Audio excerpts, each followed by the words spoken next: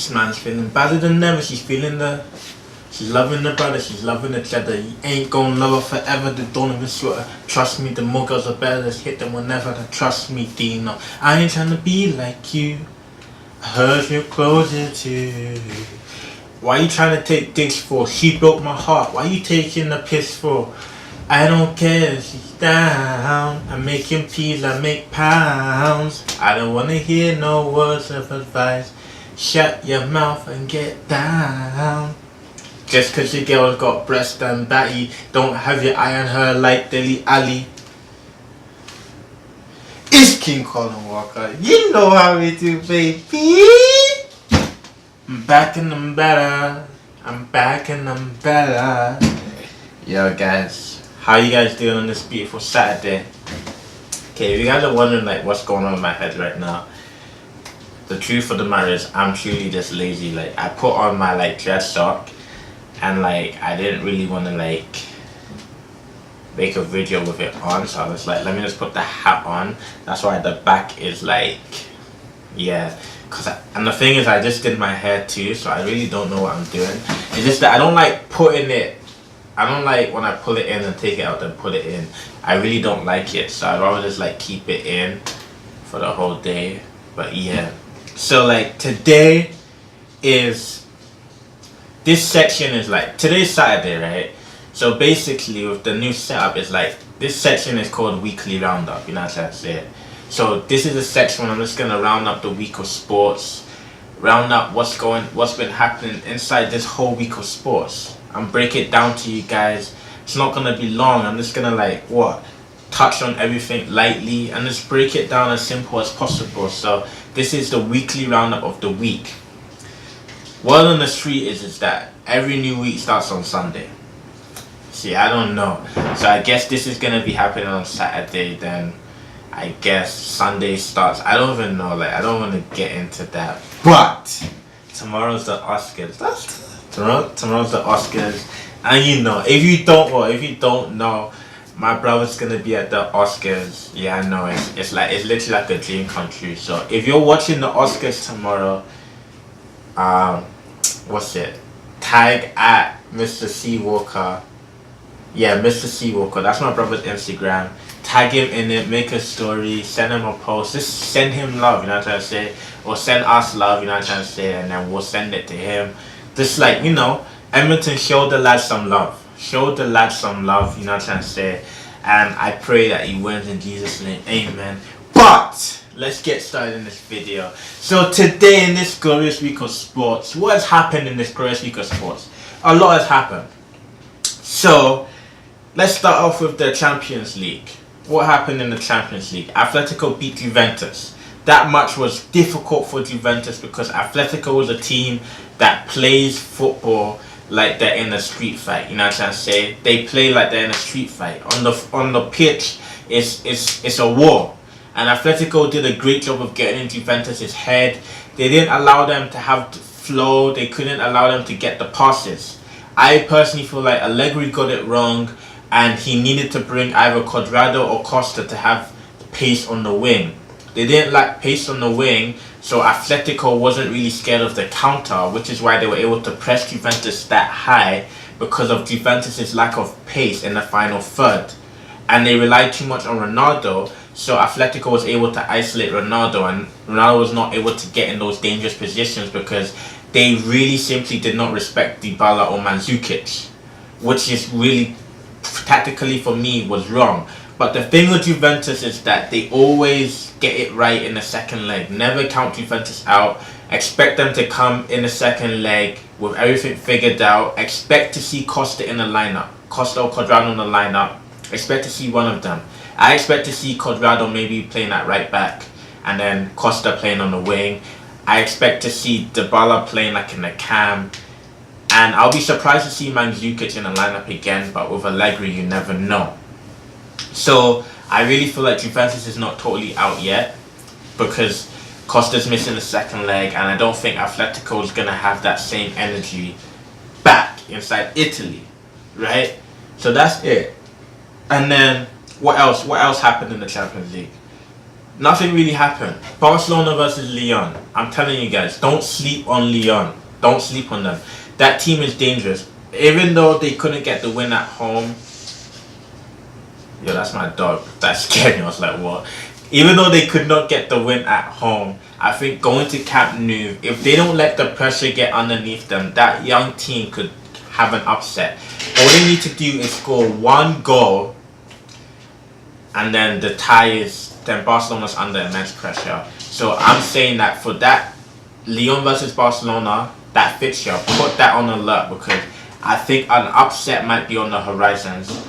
And then to move on for Champions League.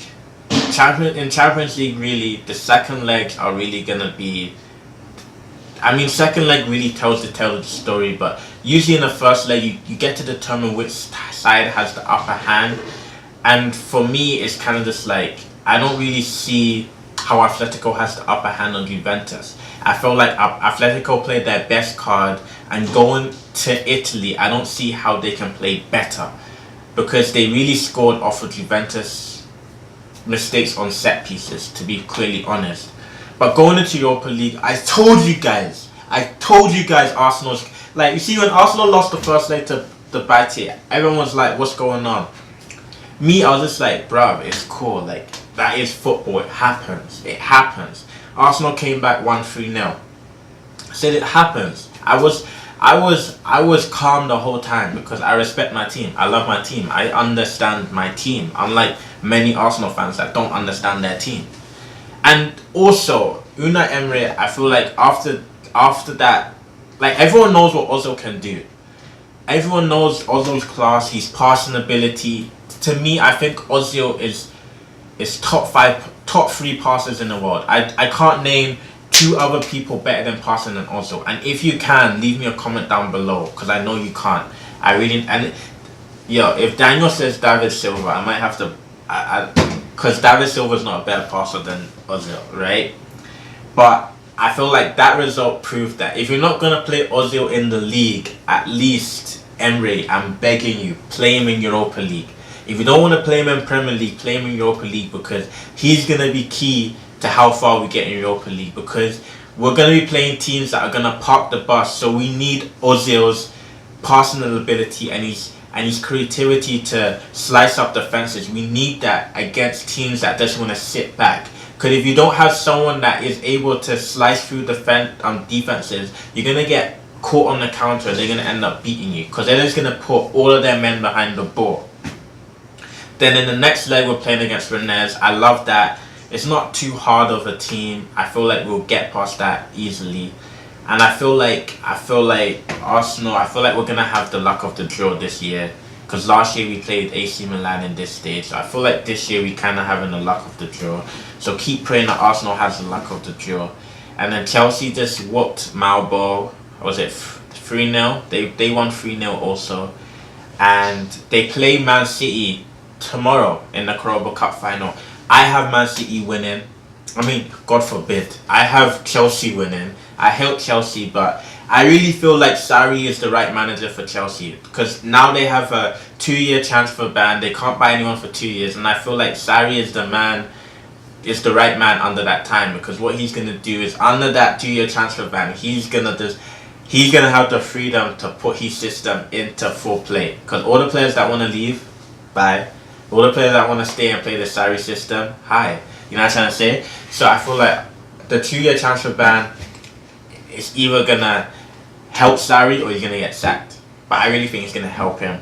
And I really think that it's really harsh for Chelsea to get it, especially when Man City's been doing what Chelsea's been doing from day, and they still haven't got that ban. Barcelona's been doing it. All these teams have been doing it, but it's like FIFA pick and chooses who they want to punish and who they won't want to punish. And I really feel like, even though I hate Chelsea, it's really, really, really unfair. So, to my Chelsea fans out there, I don't feel sorry for you. I hate Chelsea, but if I'm gonna be level-minded, I really do think it's unfair how they got the ban, despite my hate for Chelsea. So tomorrow I have Chelsea win the Carabao Cup, merely because they have a lot to prove. They got whooped against Man United. and they've been under so much scrutiny and stuff, and winning that cup could turn around their season, Sarri's season, and it could lead them a positive direction after all of this negative media. And talking about the media, Sarri made a comment about Arsenal, like, why is everyone talking about Chelsea? Look at Arsenal. And I feel like what's happening with Sarri right now is basically it's the media playing their mind games. What the media loves to do is that they like to pick on one team or one person until something really bad happens to them. Prime example, Mourinho. The media could not stop talking about Mourinho until he got sacked. So right now the media is feeding off of Sarri because they're selling the papers, the Sun is selling, everything is selling, everything. The moment it stops selling, then they're going to shift focus from Chelsea to someone else. But right now everyone is loving the Chelsea drama, so the media is going to keep feeding that out. And that's why I personally hate the media, because they have so much power in the way people think and they influence us way too much, and we as fans allow it to. I feel like I'm talking too fast. But yeah. Last two I don't even know how long this is, but last two things I want to talk about is, one, Zion Williams ripped up some Nike shoes, and then everyone is talking about he should sit out the last year. This is the thing about Americans I don't like. Americans have a system, and only in America would they say their own system is rubbish. Only in America would they always try and find a leeway or whatever. Only in America is everything just in jaggy jagga. Like literally, like Zion Williams is not even on the level as Michael Jordan was when he was inside college. And if you really want to deep it, yeah, you're saying that he should sit out the rest of the year. Why should he sit out? What has he proven? He hasn't proven anything. He should literally shut up, play basketball, try and win March Madness, get drafted and be a regular human being. Instead, we're talking about a guy that's in college on ESPN. Like, it's like they have nothing better to talk about. Michael Jordan, arguably, he is the GOAT. I think he did 2 years inside college, and he still ended up he did 2 years in college, he took 2 years off, and he's still the GOAT. Kareem went to college. Magic went to college. Larry went to college. Tim Duncan went to college. All of the greatest of all times went to college. So what does it say? It says that the college system helps in your growth. Yes, there's some exceptions like Kobe. LeBron is not an exception. I don't think he's a great. Yes, there's some exceptions like Kobe, but primarily the college system is literally the best system to go through in order to become a great player and know the fully fundamentals of the game. So I really feel like Zion Williams should just play inside this, and that all this sit out nonsense should just stay that way, you know what I'm trying to say. And lastly, I have to give fans some love to MMA. If you guys don't know what MMA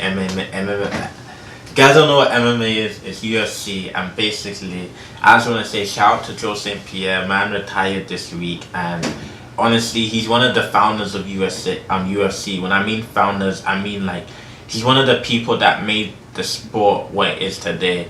He's one of the people that made the sport what it is. He made wrestling, Superman Punch, all of this. Like without people like Joe St. Pierre, UFC wouldn't be where it is right now. So I just want to say kudos to Joe St. Pierre, man.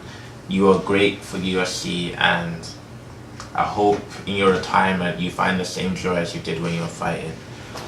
Whew! But that's all from today. That's this week's weekly roundup. I know I didn't touch on everything, but I feel like I hit the main points and the main, not trying to say it. But it's King Colin Walker. You know how we do, baby.